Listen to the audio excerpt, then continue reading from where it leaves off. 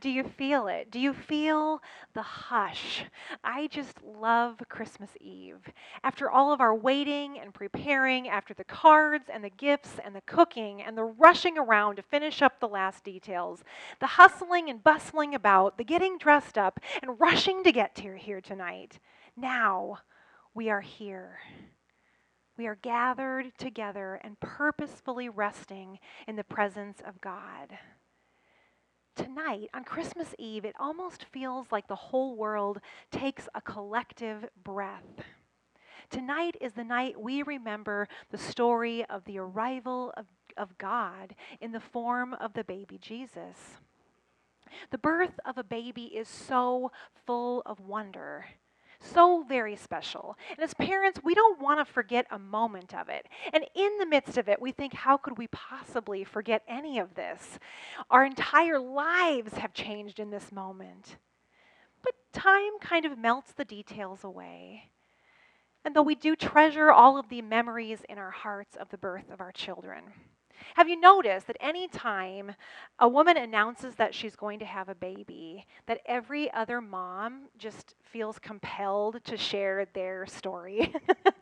The twists, the turns, the stress, the struggle, the joy, the beauty of their children. Moms love to tell their stories.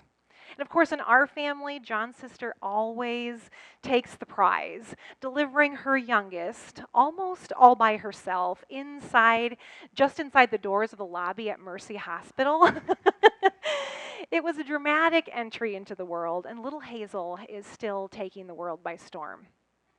Approximately 353,000 babies are born each day around the world, which equals about 4.3 babies born per second on an average day. That is a lot of babies. The birth of a baby is commonplace. And yet, the birth of a baby, each baby is unique, each mother with a different story to tell. When John's parents were helping his grandmother move out of her home into assisted living, there was a lot of stuff to go through. Granddaddy was a lawyer, and he kept meticulous records of everything, receipts and letters, all labeled neatly and filed away in order. There were boxes upon boxes of letters that he and Grandma Honey had sent and received from family and friends, letters the two of them had exchanged during the war. Among these letters was a letter that Granddaddy had written to his brother on the day that John's dad was born. It was like a list, it was like an itinerary. At this time, this happened. At this time, this happened. At this time, this happened. Direct and to the point, nothing superfluous, no emotions or anything like overly descriptive, just the facts. And then this letter was lovingly closed at the end with, and that, my dear brother, is how babies are born. Now, Grandma Honey was a storyteller, and I would like to think that the letter that she would have written would have been a little bit different. There would have been a few different details included. I've been pondering Mary's birth story a lot this week. What would it have been like to give birth to the Emmanuel?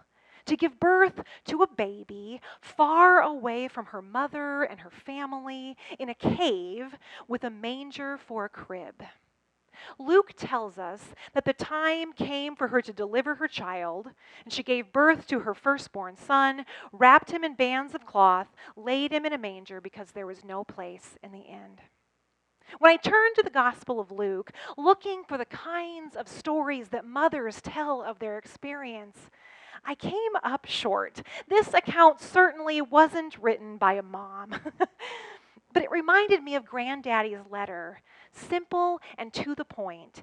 This, my dear brother, is how babies are born. Unfortunately, this is all that we know about Jesus' birth, and so that allows us to kind of forget the fact that Mary was a mom, not unlike other moms. To give birth to Jesus, Mary was in labor, and not in the sterile atmosphere of a hospital surrounded by trained professionals, but in a cave with animals nearby. I struggle to imagine giving birth in a barn alongside of cattle and sheep. Sometimes we forget that the birth of Jesus, this God with us, was a physical event, one with blood and sweat and tears. Labor is difficult for both the mother and the baby. And how difficult this labor must have been, given their distance from home, from what was comfortable, from what they had known, and from their support structure. We tend to forget about the ordinariness of this miraculous birth that brought Jesus into the world. The birth of Jesus, on one hand, is so miraculous, and yet on the other is so humble and normal. This, my dear friends, is the way babies are born. Birth is messy, sometimes noisy, exhausting, exhilarating, joyful. This story is so beautiful with its juxtaposition of the ordinary and the extraordinary. God coming to earth in the form of a newborn son of a poor family.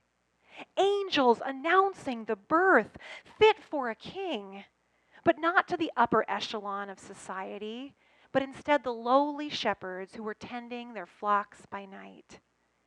Isn't it so beautiful that God arrives in a normal birth? God didn't drop Jesus directly into the world from heaven. Instead, Jesus came to a mother, growing him inside of her womb, just like approximately 131 million mothers in the world did this past year. Look closely. The extraordinary has happened. God so loved the world that God saved it, not by transporting the world to heaven, but by bringing heaven down to earth. God comes to us in our ordinary lives. For the earliest Christians, Holy Week and Easter were the biggest feast days. In fact, Christmas wasn't even much of a thing in the early church. Throughout our lead up to Christmas, we've been pondering the question, what can't wait?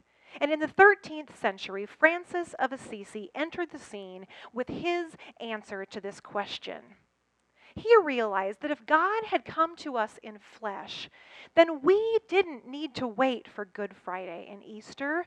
We didn't need to wait for God to love us through the cross and resurrection.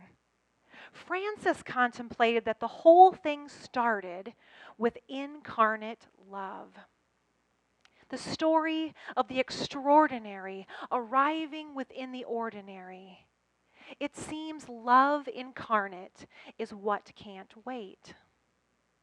And so tonight we will dim our artificial lights, and in the darkness we will ponder the coming of the light of the world. We will dim our artificial lights so that nothing gets in the way of the light of Christ. We will dim the lights and we will quiet the noise because we do not want to miss the extraordinary that is surrounding us. Rejoice, God is with us. The world walking to a world walking in darkness, the light of Christ twinkles and dances. The light of Christ comes to light our darkness. Tonight, we can't wait for Emmanuel, God with us. Not the God that is out there somewhere, but the God that is with us in the mess, in the joys, and in the stress of everyday life.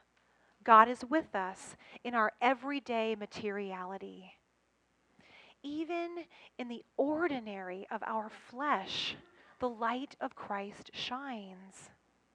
In many ways, every day is Advent when we wait with eyes to see the Spirit revealing itself in the ordinary stuff of life. Water, fire, bread, wine, you and me. Tonight we bask in the glow of the true light that shines on all people. The light that comes into the world, becomes flesh, and makes its home among and within us again and again and again. Welcome, light of the world.